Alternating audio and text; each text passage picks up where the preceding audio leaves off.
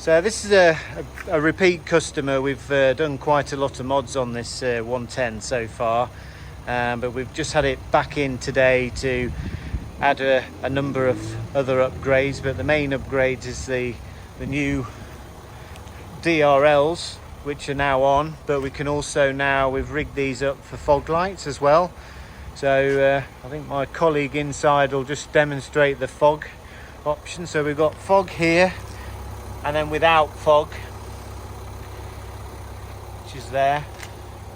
So I'll just do that again. So no fog, with fog, without fog.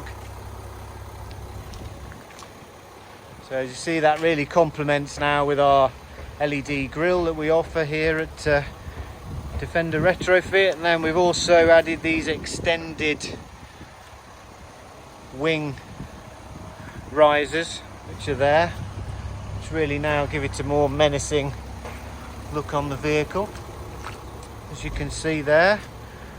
And then we've also just upgraded to match with the rest of the vehicle with the Union Jack theme, the side steps now with the gloss finish, and then the Union Jack imprinted on the actual platform.